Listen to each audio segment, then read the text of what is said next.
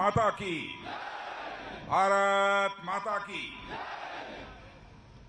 माता महाकाली की, माता महाकाली की। भारतीय जनता पार्टी के district president Shri P Vikram Reddy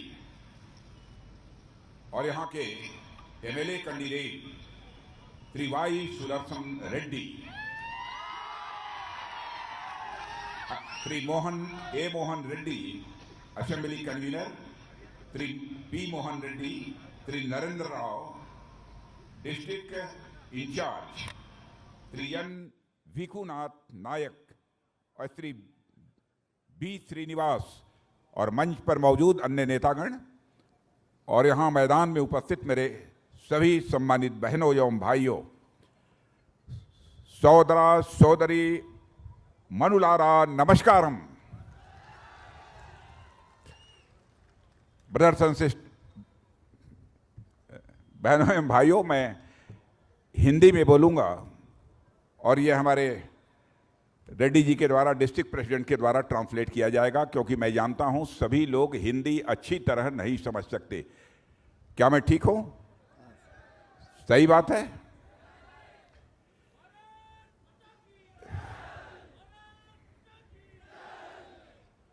बहनों भाइयों, तेलंगाना में इस समय विधानसभा का चुनाव चल रहा है। बहुत सारी राजनीतिक पार्टियां चुनाव के मैदान में हैं। भारतीय जनता पार्टी भी पूरी ताकत के साथ इस समय चुनाव के मैदान में है और भारतीय जनता पार्टी जैसे देश के अन्य राज्यों में अपनी गवर्नमेंट बना चुकी है, वैसे ही हम तेलंगाना में भी यहां पर बीजेपी की गवर्नमेंट बनाना चाहते हैं। సోదరి సోదరిమణులారా, ఈరోజు తెలంగాణ ప్రాంతంలో అసెంబ్లీ ఎన్నికలు జరుగుతూ ఉన్నాయి. అనేక రాష్ట్రాల్లో జరిగినటువంటి విధంగానే ఈ అసెంబ్లీ ఎన్నికల లోపల కూడా భారతీయ జనతా పార్టీ తెలంగాణలో అత్యధికంగా సీట్లు గెలవాలనేటువంటి విషయం లోపల భారతీయ జనతా పార్టీ ఈరోజు ప్రయత్నం చేస్తూ ఉంది. यहां पर तेलंगाना में 10 वर्षों से बीआरएस की गवर्नमेंट है। आपको मैं याद दिलाना चाहता हूं कि चंद्रशेखर राव ने बहुत बड़े बड़े कमिटमेंट, बड़े बड़े वादे यहां की जनता के साथ किए थे कि मैं आऊंगा तो तेलंगाना का पूरा मैं चित्र बदल दूंगा। बहुत सारे प्रॉमिसेस भी उन्होंने किया था, लेकिन अपने प्रॉमिसेस को पूरा नहीं किया और आज देश के दूसरे स्टेट्स का जितनी तेजी के साथ डेवलपमेंट हो रहा है, तेलंगाना का यह डेवलपमेंट 10 वर्षों के अंदर नहीं हो पाया। తెలంగాణ రాష్ట్రంలో 10 సంవత్సరాల నుంచి ఈరోజు బీఆర్ఎస్ సర్కార్ ఇక్కడ ప్రాతినిధ్యం వహిస్తూ ఉన్నది. అనేక రకాలైన హామీలను ఇక్కడ ఉన్నటువంటి ముఖ్యమంత్రి చంద్రశేఖర్ రావు గారు ఈ ప్రాంతంలో ఇవ్వడం జరిగింది. ఏ ఒక్క హామీలను కూడా సక్రమంగా నిర్వహించలేదు. ఏ రకమైనటువంటి అభివృద్ధి అయితే 10 సంవత్సరాల్లో జరగాలనో మిగతా రాష్ట్రాల్లో లాగా ఇక్కడ ఆ రకమైనటువంటి అభివృద్ధి జరగలేదు. 1984 में चुनाव हुआ था। भारतीय जनता पार्टी ने केवल पूरे देश में 2 लोकसभा सीटें जीती थी। एक सीट हम लोगों ने जीती थी गुजरात से और दूसरी सीट जीती थी तेलंगाना से। और मेरे बहनों भाइयों, जंगा रेड्डी जी यहां से लोकसभा के लिए चुनकर गए थे। और मैं आपको बतलाना चाहता हूं, गुजरात में तो लगातार 27 ईयर से हमारी बीजेपी गवर्नमेंट काम कर रही है और गुजरात का तेजी के साथ डेवलपमेंट हो रहा है। गुजरात स्टेट एक मॉडल स्टेट इस समय बन गया है। मैं यहां के चंद्रशेखर राव जी से पूछना चाहता हूं, क्या कारण है कि गुजरात इतनी तेजी के साथ आगे बढ़ रहा है, लेकिन 10 वर्षों तक यहां के मुख्यमंत्री रहते हुए हमारे तेलंगाना का डेवलपमेंट क्यों नहीं हो पाया? इस सवाल का यहां की जनता जवाब चाहती है। 1984లో భారతీయ జనతా పార్టీ 2 సీట్లే గెలిచినాడు. గుజరాత్ నుంచి 1 సీటు, ఈ యొక్క తెలంగాణ ప్రాంతం నుంచి కూడా 1 సీటు గెలవడం జరిగింది. దాంట్లో ఈ తెలంగాణ ప్రాంతం నుంచి దివంగత నేత జంగారెడ్డి గారు ఈ ప్రాంతం నుంచి ప్రాతినిధ్యం వహించడం జరిగింది. 27 సంవత్సరాల నుంచి భారతీయ జనతా పార్టీ గుజరాత్లో కూడా అధికారంలో ఉన్నది. ఈరోజు భారతీయ జనతా పార్టీ గుజరాత్ను దేశంలోనే ఒక మోడల్ స్టేట్గా అభివృద్ధి చెందినటువంటి రాష్ట్రంగా ఈరోజు గుజరాత్ను నిలబెట్టడం జరిగింది. 10 సంవత్సరాల నుంచి అధికారంలో వచ్చినటువంటి ఈ యొక్క కేసీఆర్ ప్రభుత్వం తెలంగాణ లోపల ఎందుకు అభివృద్ధి చెందలేదనేటువంటి విషయాన్ని ముఖ్యమంత్రి గారిని ప్రశ్నిస్తా ఉన్నాను. चंद्रशेखर राव जी, मैं यह भी कहना चाहता हूं, तेलंगाना राज्य आपने ही नहीं बनाया है. तेलंगाना राज्य के लिए लड़ाई लड़ी है तो भारतीय जनता पार्टी ने लड़ाई लड़ी है. यदि इसकी क्रेडिट, इसका श्रेय यदि किसी को दिया जाना चाहिए तेलंगाना राज्य बनाने का, तो यहां की जनता को दिया जाना चाहिए, न कि किसी लीडर को दिया जाना चाहिए. తెలంగాణ ఉద్యమం లోపల కేవలం కేసీఆర్ యొక్క ప్రాతినిధ్యము ఉద్యమము వారిదే కాదు. ఈ తెలంగాణ కోసం సకల జనులు పోరాడినటువంటి తెలంగాణ ఉద్యమం. ఇక్కడ ఏదైనా తెలంగాణ కోసం క్రెడిట్ కనుక ఇవ్వాలంటే, ఈ రాష్ట్ర సాధనలో ఎవరికైనా క్రెడిట్ ఇవ్వాలంటే అది ఈ ప్రాంతంలో ఉన్నటువంటి తెలంగాణ ప్రజలకే అనేటువంటి విషయాన్ని తెలియజేస్తా ఉన్నాను.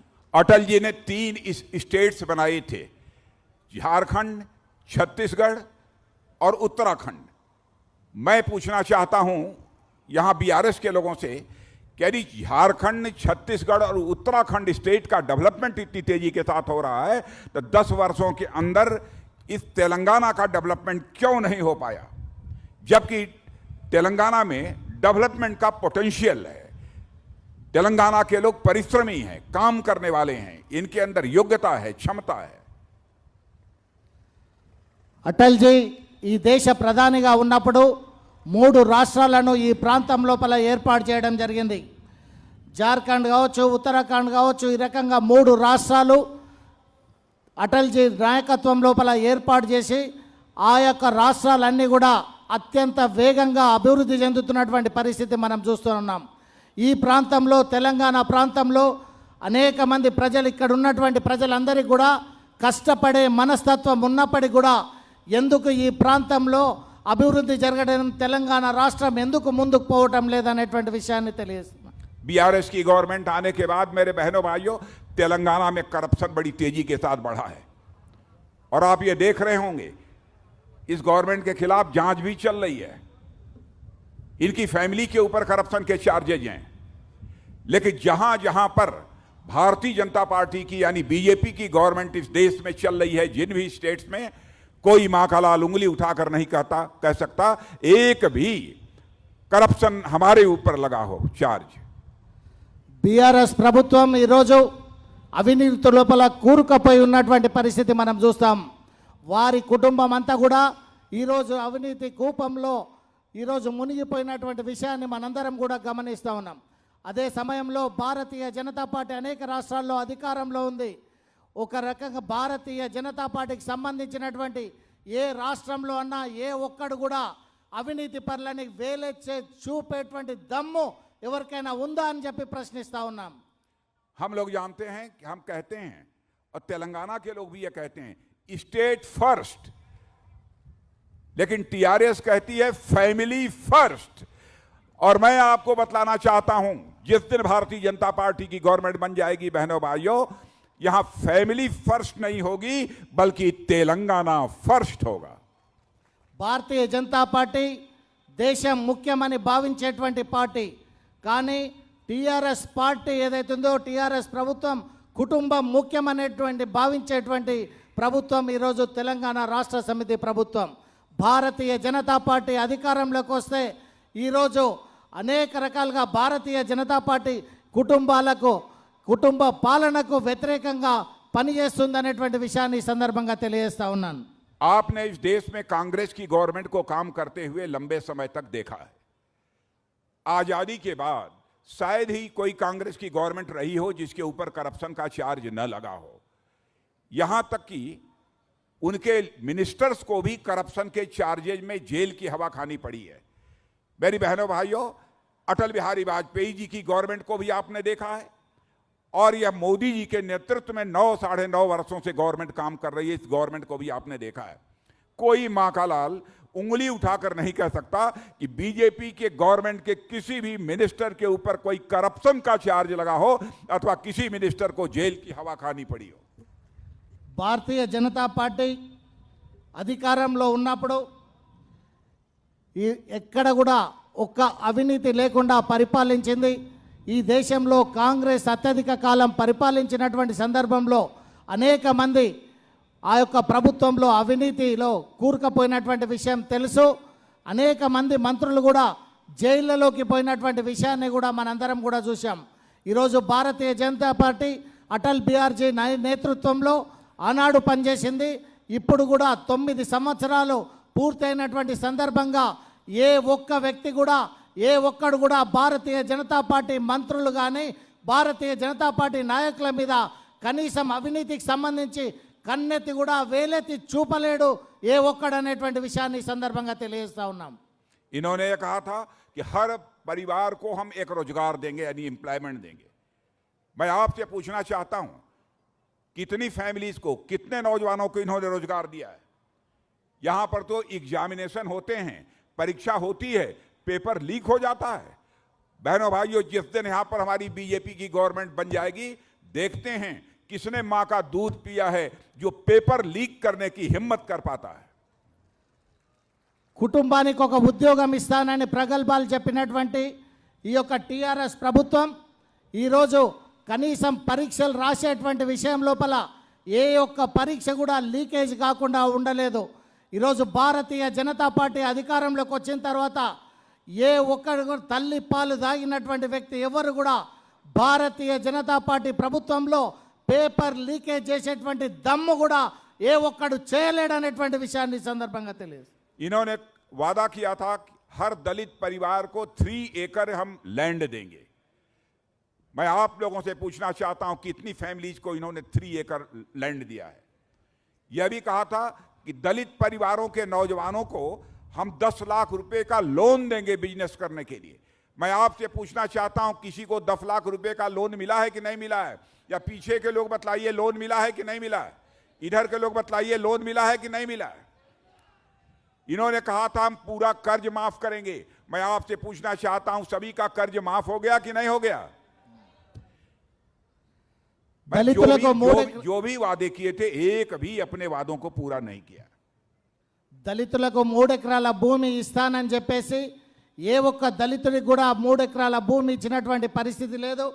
ఈరోజు దళితులకు లోన్ ఇస్తామని చెప్పి 10 లక్షల రూపాయలు దళిత బంధు పేరుతోటి ఈ ప్రాంతంలో ఇస్తా అని చెప్పి ఇక్కడ ఎవరికైనా దళిత బంధు వచ్చిందా అని చెప్పి ఈ సందర్భంగా ప్రశ్నిస్తూ ఉన్నాం.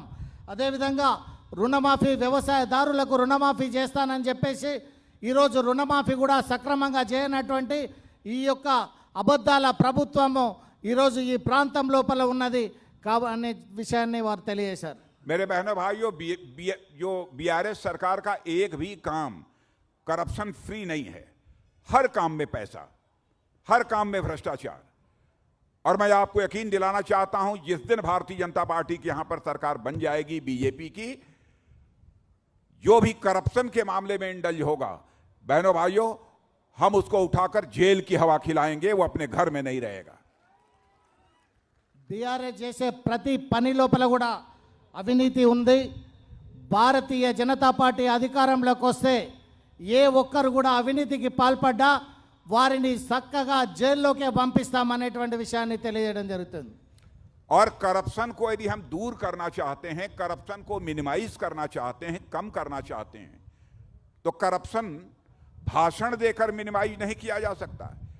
करप्शन को यदि कम करना है तो सिस्टम में बदलाव लाना पड़ेगा, व्यवस्था में परिवर्तन करना पड़ेगा। जैसे हम लोगों ने किया है, हमारे प्रधानमंत्री मोदी जी ने किया है। मैं आपको बतलाना चाहता हूं, हम लोग 100 पैसा यदि दिल्ली से भेजते हैं तो आज 100 का 100 पैसा लोगों के अकाउंट में पहुंचता है, खाते में पहुंचता है। एक भी पैसा करप्शन की भेंट नहीं चढ़ने पाता है। అవినీతిని తగ్గించడం అంటే కేవలం ఉపన్యాసాలు ఇవ్వడం కాదు, దాన్ని ఆచరించడం కూడా చాలా ముఖ్యం. ఏ విధంగా అయితే నరేంద్ర మోడీ గారి ప్రభుత్వం ఈ దేశం లోపల అవినీతిని తగ్గించేటువంటి ప్రయత్నం చేస్తూ ఉందో, తగ్గించడం కోసం చేస్తున్నటువంటి ప్రయత్నాలు ఏవైతుందో, ఈరోజు పేదవాడికి ఒక 100 రూపాయలను ఢిల్లీ నుంచి పంపిస్తే 100కు 100 చక్కగా వాళ్ళ అకౌంట్లకు వస్తున్నటువంటి ప్రభుత్వం ఈరోజు నరేంద్ర మోడీ గారి ప్రభుత్వం. हम 6000 रुपीज हर किसान फैमिली को वहां से भेजते हैं।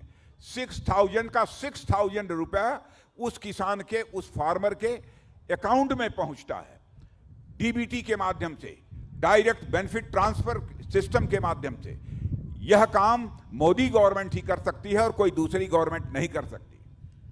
కేంద్రం నుంచి 6,000 రూపాయలు కిసాన్ సమ్మాన్ నిధి ఈరోజు రైతులకు పంపిస్తే చక్కగా వారి అకౌంట్లోకి డైరెక్ట్ ట్రాన్స్ఫర్ ఏదైతుందో ఈరోజు రైతుల అకౌంట్లోకి వస్తున్నటువంటి విషయాన్ని తెలియజేస్తా ఉన్నాను. ఈరోజు ఆ రకమైనటువంటి పారదర్శకమైనటువంటి ప్రభుత్వాన్ని కేవలం నరేంద్ర మోడీ గారు మాత్రమే నిర్వహించగలుగుతారు.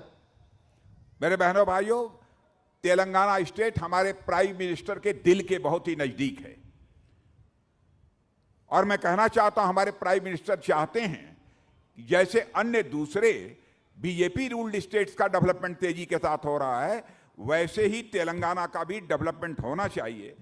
इसीलिए आपने देखा अभी हाल ही में आए थे 8,000 करोड़ के प्रोजेक्ट का उन्होंने उद्घाटन किया था या शिलान्यास किया था. తెలంగాణ రాష్ట్రం భారత ప్రధానమంత్రి నరేంద్ర మోడీ గారికి అత్యంత ప్రియమైనది కాబట్టి ఈరోజు మిగతా రాష్ట్రాల కంటే ఈ తెలంగాణ ప్రాంతం అభివృద్ధి చెందాలని ప్రధానమంత్రి నరేంద్ర మోడీ గారు కోరుకుంటున్నారు. ఇటీవల కాలంలోనే 8,000 కోట్ల రూపాయలకు శంకుస్థాపన చేసినటువంటి విషయాన్ని కూడా ఈ సందర్భంగా తెలియజేస్తా ఉన్నాను. तेलंगाना का हम ओवरऑल डेवलपमेंट करना चाहते हैं कि तेलंगाना का विकास तेजी के साथ हो. हम स्टेप मदरली ट्रीटमेंट किसी भी सूरत में तेलंगाना के साथ बर्दाश्त नहीं कर सकते और कई काम इसीलिए हमारी गवर्नमेंट ने कहा यहां किया है. हेल्थ और वेलनेस सेंटर, आपको जानकर खुशी होगी कि यहां पर 5,000 से अधिक खोलने का काम यदि किसी ने किया है तो मोदी गवर्नमेंट ने किया है. తెలంగాణ రాష్ట్రాన్ని అన్ని రంగాల్లో అభివృద్ధి చేయాలనేటువంటి విషయాన్ని ఈరోజు తెలంగాణలో ఉన్నటువంటి ప్రజలకు సేవలు అందించాలని కేంద్ర ప్రభుత్వం నరేంద్ర మోడీ గారి ప్రభుత్వం ఈరోజు కోరుతా ఉన్నది. ఈరోజు దాని కారణంగానే 5,000 హెల్త్ వెల్నెస్ సెంటర్స్ ఏవైతున్నాయో మనం ఇక్కడ బస్సు దవాఖానలనే వాటన్నిటి కూడా కేంద్ర ప్రభుత్వం ఇచ్చేది కాబట్టి అటువంటి సెంటర్లను ఓపెన్ చేసినటువంటి ప్రభుత్వం ఈరోజు నరేంద్ర మోడీ గారి ప్రభుత్వం. जब कोरोना का संकट था उस समय भी हम लोगों ने बीआरएस की गवर्नमेंट होने के बावजूद इस स्टेट के साथ कोई भी डिस्क्रिमिनेशन, किसी प्रकार का भेदभाव नहीं किया था. हमारी गवर्नमेंट ने यहां पर भी 50 पीएसए सेंटर लगवाए थे. కరోనా సమయంలో ఇక్కడ బీఆర్ఎస్ ప్రభుత్వం ఉన్నది కాబట్టి నెగ్లెక్ట్ చేయాలనేటువంటి విషయం కాదు. దేశం మొత్తం మీద ఏ రకంగా అయితే చేశారో ఇక్కడ కూడా అదే రకంగా 50 సెంటర్లను ఈ ప్రాంతంలో తెలంగాణ ప్రాంతంలో ఓపెన్ చేసి ఇక్కడ ఉన్నటువంటి పేద ప్రజలందరికీ కూడా వైద్యం అందించినటువంటి విషయాన్ని ఈ సందర్భంగా తెలియజేస్తా ఉన్నాను. मैं यही कहने आया हूं कि सबको मौका दिया आपने बार बार, हमें देखो एक बार, यही स्लोगन यहां पर देखने के लिए देने के लिए आया हूं क्योंकि हमारे पास डेवलपमेंट का विजन भी है, डेवलपमेंट का मिशन भी है और डेवलपमेंट का पैशन भी है. ఈ రాష్ట్రంలో అనేక మందికి అధికారం ఇచ్చారు. తెలంగాణ ప్రాంతంలో ఒక్కసారి భారతీయ జనతా పార్టీకి అధికారం ఇవ్వండి, మా దగ్గర ఈ తెలంగాణ ప్రాంతాన్ని అభివృద్ధి చేయాలనేటువంటి ఆలోచన ఉంది, ఆ శక్తి ఉంది, ఆ రకమైనటువంటి మనోధైర్యము ఇవన్నీ కూడా భారతీయ జనతా పార్టీకి ఉన్నాయనేటువంటి విషయాన్ని ఈ సందర్భంగా తెలియజేస్తా ఉన్నాం. हमने महिलाओं का एम्पावरमेंट करने की दृष्टि से सोशल और पॉलिटिकल एम्पावरमेंट महिलाओं का होना चाहिए. सोशल एम्पावरमेंट के लिए भी कई कदम उठाए हैं. पॉलिटिकल एम्पावरमेंट के लिए भी हमारे प्राइम मिनिस्टर ने पार्लियामेंट का स्पेशल सेशन बुलाकर 33% पार्लियामेंट और असेंबली इलेक्शन में महिलाओं के लिए सीट रिजर्वेशन करने का बिल पास करा दिया है. మహిళా స్వశక్తీకరణకు మహిళలందరూ కూడా తమ కాళ్ళపైన ఆధారపడాలని భావించేటువంటి ప్రభుత్వం నరేంద్ర మోడీ గారి ప్రభుత్వం. ఆ ఉద్దేశంతోనే పార్లమెంట్లో స్పెషల్ సెషన్ పిలిచి 33% రిజర్వేషన్ను ఈరోజు కేవలం అన్ని రాజకీయ రంగంలో కూడా మహిళలు ఉండాలి, పార్లమెంట్లో 33%, అదేవిధంగా అసెంబ్లీలో కూడా 33% ఉండాలనేటువంటి దృక్పథంతో ఈరోజు పనిచేస్తున్న ప్రభుత్వం నరేంద్ర మోడీ గారి ప్రభుత్వం. बहनों भाइयों, इलेक्शन मैनिफेस्टो में हम जो कहते हैं वह करते हैं. हमारे इलेक्शन मैनिफेस्टो को 1951 से लेकर आज तक कोई उठाकर देख ले. हम लोगों ने 51 में कहा था जिस दिन हमको पार्लियामेंट में मेजॉरिटी मिल जाएगी उस दिन आर्टिकल 370 जिसके तहत जम्मू कश्मीर को स्पेशल स्टेटस प्राप्त है हम उसको समाप्त करेंगे. और आपने देखा पार्लियामेंट में मेजॉरिटी मिलने के साथ ही चुटकी बजाकर हम लोगों ने आर्टिकल 370 को समाप्त कर दिया। భారతీయ జనతా పార్టీ ఎలక్షన్ మేనిఫెస్టోలో ఏదైతే చెబుతుందో అదే అక్షరాల నిజం చేసి చూపిస్తుంది. 1951లో కశ్మీర్ కోసం ఏదైతే 370 ఆర్టికల్ ఉందో ఆ 370 ఆర్టికల్ను తొలగిస్తామని 1951లో తీర్మానం చేశాం, మేనిఫెస్టోలో ప్రకటించాం.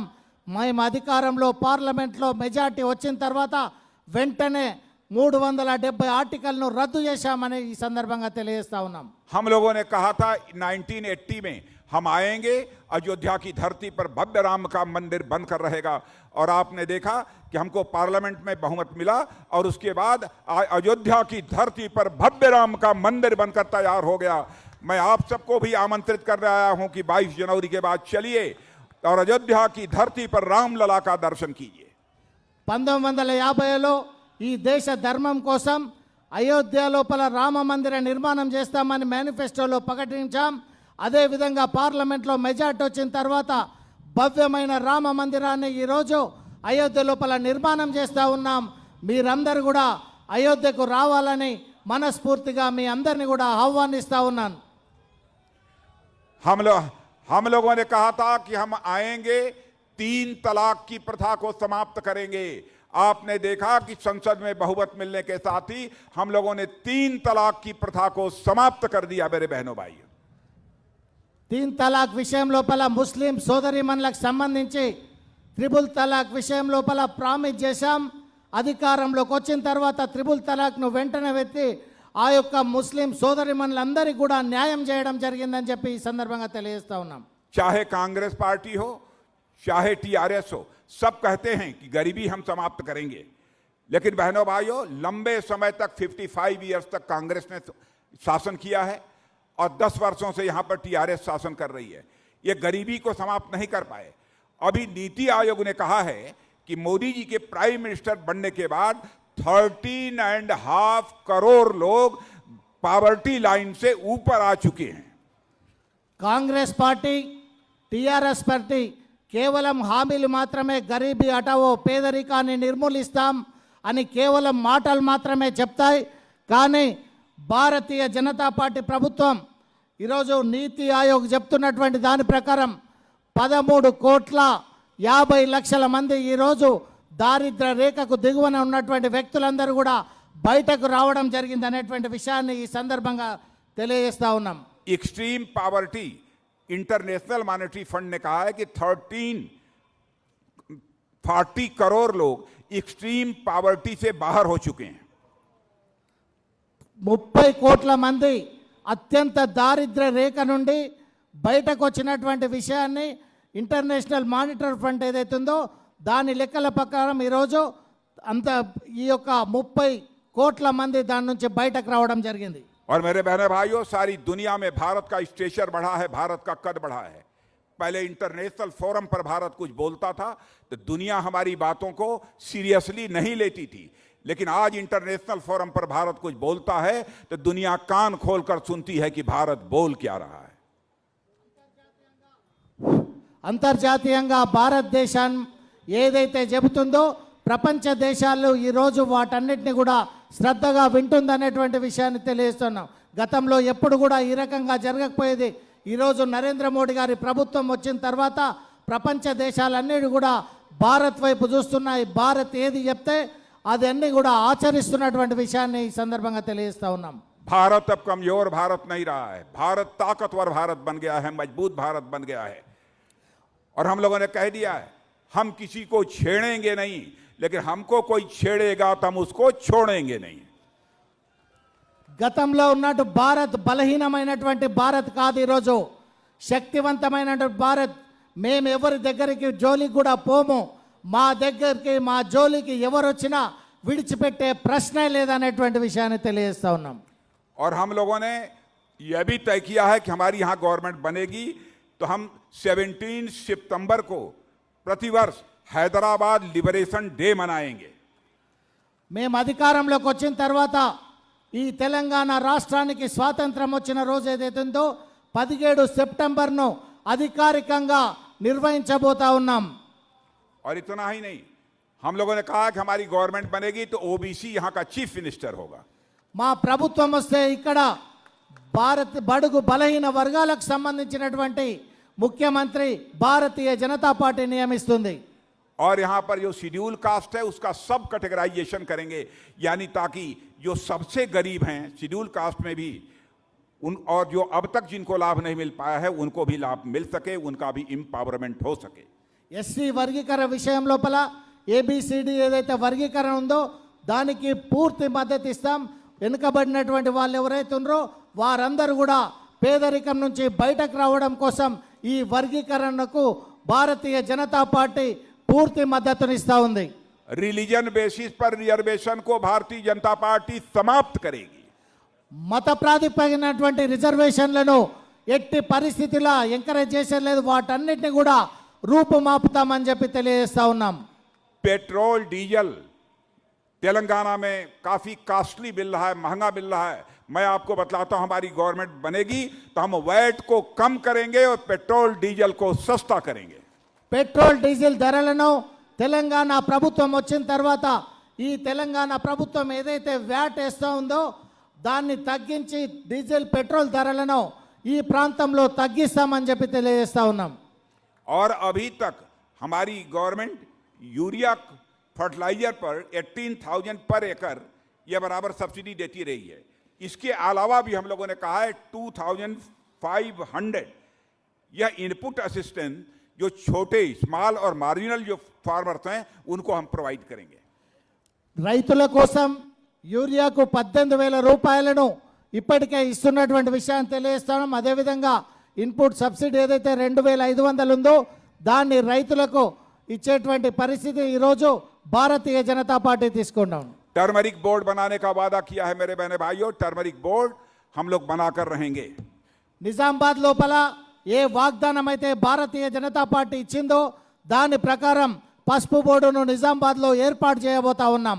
जो उज्ज्वला बेनिफिशियरीज हैं, जो उज्ज्वला बेनिफिशियरीज हैं यानी जिनको की गैस मिलती है एलपीजी, उनको हम 4 gas cylinder free of cost प्रति वर्ष एनुअली प्रोवाइड करेंगे। ఉజ్వల పథకం కింద లబ్ధి పొందినటువంటి లబ్ధిదారులకందరికీ కూడా 400 రూపాయలకే భారతీయ జనతా పార్టీ తెలంగాణలో అధికారంలో వచ్చిన తర్వాత 400 రూపాయలకే వారికి చెల్లిస్తాం. వారికి ఈ యొక్క సిలిండర్ను సప్లై చేయడం జరుగుతుంది. गरीब परिवारों की बेटियां जो पैदा होती हैं, पैदा होंगी, उसी समय हम कुछ अमाउंट फिक्स डिपॉजिट कर देंगे ताकि वह 21 ईयर की हो जाए तो उसके पास एटलीस्ट 2 लाख रुपया हो। పేద ప్రజలందరికీ కూడా ఆ యొక్క ఆడపిల్లలు పుట్టినటువంటి వ్యక్తులందరికీ కూడా జన్మించిన తర్వాత వారి పేరు మీద డిపాజిట్ చేసి వారు పెళ్ళిడికి వచ్చే వరకు తక్కువలో తక్కువ వారికి 2 లక్షలకు పైగా ఆదాయం వచ్చేటువంటి విధంగా వారిని సశక్తులను చేసేందుకోసం ఈ తెలంగాణ ప్రభుత్వం వస్తే నిర్ణయం తీసుకుంటా ఉంది. सारी गर्ल स्टूडेंट्स को हम फ्री लैपटॉप्स देंगे जो कि अंडर ग्रेजुएट डिग्री या प्रोफेशनल कॉलेज कोर्सेज में प्रवेश ले रही हैं। విద్యార్థుల కోసం అందరికి కూడా డిగ్రీ ఇంటర్మీడియట్ చదివినటువంటి విద్యార్థులకు ప్రొఫెషనల్ విద్యార్థులకు ల్యాప్టాప్ను ఉచితంగా ఇవ్వడం జరుగుతుంది. और इतना ही नहीं, free of cost annual health checkup होगा, सभी का होगा, और Free विशेष रूप से इकोनॉमिकली जो वीकर सेक्शन है उनका तो होगा ही होगा। ఫ్రీగా ఈ రాష్ట్రంలో ఉన్నటువంటి ప్రజలందరికీ కూడా ఫ్రీ హెల్త్ చెకప్ ఉంటుంది. పేద ప్రజలకు అది ఏ రకంగా తప్పకుండా వారికి అనివార్యంగా అందుతుంది. మిగతా అందరికి కూడా హెల్త్ చెకప్ ఉంటుంది. और बहनों भाइयों, हमारी गवर्नमेंट बनेगी तो हम लोगों ने कहा था पहले भी हम यूनिफॉर्म सिविल कोड लागू करेंगे। गवर्नमेंट बनने के बाद हम तेलंगाना में भी यूनिफॉर्म सिविल कोड लागू करेंगे। భారతీయ జనతా పార్టీ ప్రభుత్వం దేశం మొత్తం మీద కూడా యూనిఫామ్ సివిల్ కోడ్ తెస్తామని చెప్పాం. ఈ తెలంగాణ లోపల కూడా తప్పకుండా యూనిఫామ్ సివిల్ కోడ్ను అమలు చేసి తీరుతాం. और हमारी गवर्नमेंट बनने के बाद राम मंदिर की तथा काशी की हम जितने भी हमारे सीनियर सिटीजन्स हैं उनको हम फ्री ऑफ कास्ट यात्रा कराएंगे। తెలంగాణలో అధికారంలోకి వచ్చిన తర్వాత ఈ ప్రాంతంలో ఉన్నటువంటి సీనియర్ సిటిజన్స్ అందరికి కూడా అయోధ్య, కాశీ ఏవైతే పవిత్ర క్షేత్రాలు ఉన్నాయో వాటికి ఉచితంగా ఇక్కడి నుంచి ఈ ప్రభుత్వం పంపించేటువంటి ఏర్పాటు చేస్తుంది. बहनों भाइयों, हमारी गवर्नमेंट की ताकत देखिए, कितनी हमारी गवर्नमेंट अब इस समय सेंटर की मजबूत हो गई है। क्या आपने देखा होगा, रूस और यूक्रेन के बीच लड़ाई चल रही है। पिछले 1 साल से अधिक का समय हो गया रूस और यूक्रेन के बीच लड़ाई चल रही है। जो ही रूस और यूक्रेन का संघर्ष प्रारंभ हुआ और रूस ने वहां से मिसाइल्स चलाना शुरू किया, बम चलाना शुरू किया, तो वहां पढ़ने वाले जो इंडियन स्टूडेंट्स थे, उनके गार्जियंस जो भारत में रहते हैं, उन्होंने कहा प्राइम मिनिस्टर चाहे जैसे भी हो हमारे बच्चों को आप वहां से यूक्रेन से बाहर निकाल लाइए और उनको भारत लाइए। రష్యా ఉక్రెయిన్ల మధ్య యుద్ధం జరుగుతున్నటువంటి సమయంలో एक मिनट, हमारे प्राइम मिनिस्टर ने चटपट टेलीफोन उठाया और उन्होंने रूस के राष्ट्रपति मिस्टर पुतिन से बात की और यूक्रेन के राष्ट्रपति मिस्टर जेलेंस्की से बात की और अमेरिका के राष्ट्रपति मिस्टर बाइडेन से बात की। और बहनों भाइयों, आपने देखा 4.5 आवर्स के लिए वार रुक गई और 20,000 की संख्या में स्टूडेंट्स हमारे बाहर आ गए। రష్యా ఉక్రెయిన్ల మధ్య యుద్ధం జరుగుతున్నప్పుడు భారతదేశం యొక్క శక్తి ఎంత గొప్పదో మీరు ఒకసారి అర్థం చేసుకోండి. యుద్ధం జరుగుతున్న సమయంలో ఈ ప్రాంతంలో ఉన్నటువంటి తల్లిదండ్రులందరూ కూడా ప్రైమ్ మినిస్టర్ను, ఈ ప్రభుత్వాన్ని మా పిల్లలను తీసుకోమని రిక్వెస్ట్ చేసినప్పుడు అక్కడ ఉన్నటువంటి ప్రధాని, రష్యా ప్రధాని పుతిన్ గారితో, అమెరికా ప్రధాని బైడెన్తో, అదేవిధంగా ఉక్రెయిన్ ప్రధాని గారితో మాట్లాడి యుద్ధాన్ని 4.5 గంటల సేపు ఆపి మన యొక్క విద్యార్థులను క్షేమంగా ఈడికి తీసుకొచ్చినటువంటి ప్రభుత్వం ఈ భారత ప్రభుత్వం అని చెప్పి సందర్భంగా తెలియజేస్తాం. और बहनों भाइयों, हमारी गवर्नमेंट बनेगी, हम आतंकवाद के खिलाफ संघर्ष कर रहे हैं।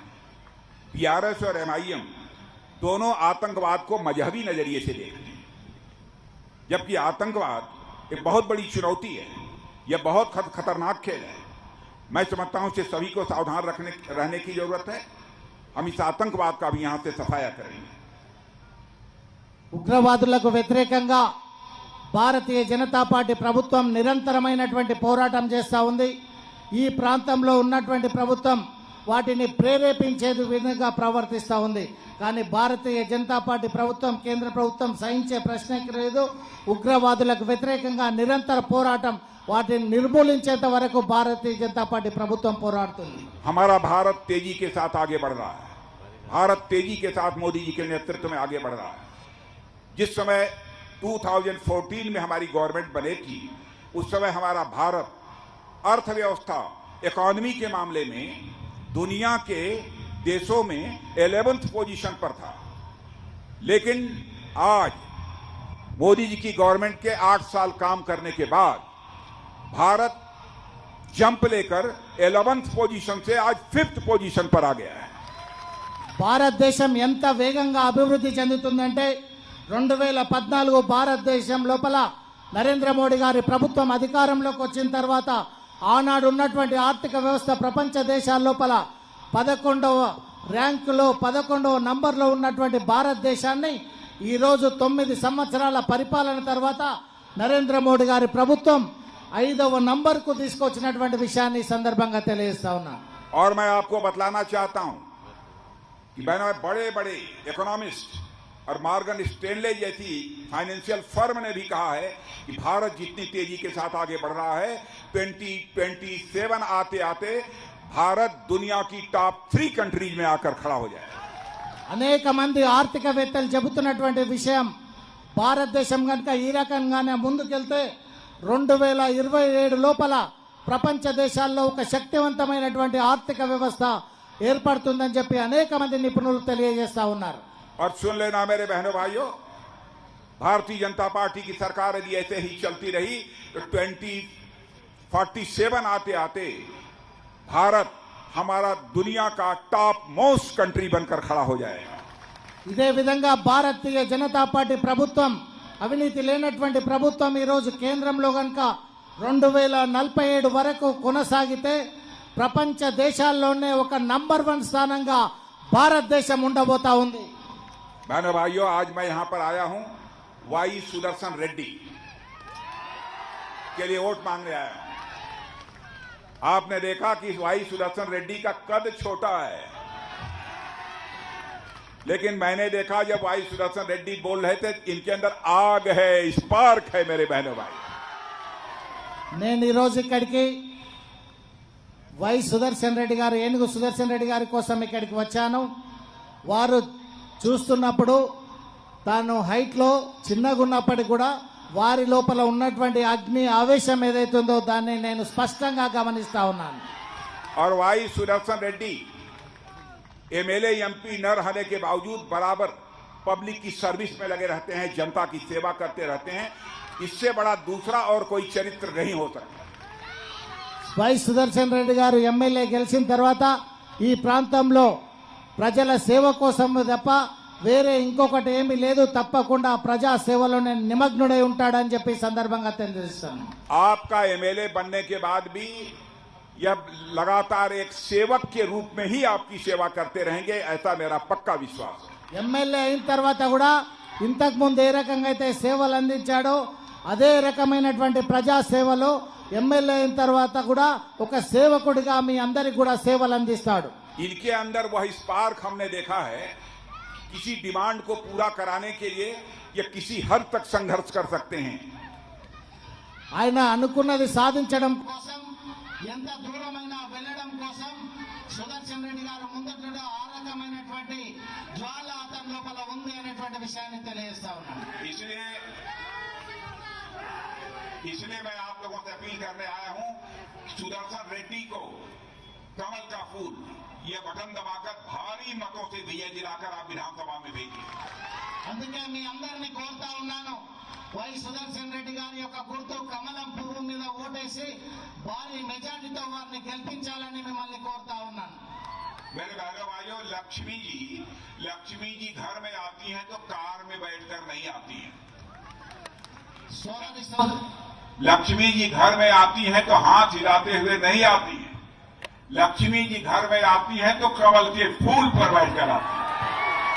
లక్ష్మీదేవి ఇంట్లోకి వస్తున్నప్పుడు కారులో రాదు, లేకపోతే బహిరంగంగా రాదు, వస్తున్నప్పుడు కమలం పుష్పం నుంచి వస్తుంది అనేటువంటి విషయాన్ని సందర్భంగా తెలియదు.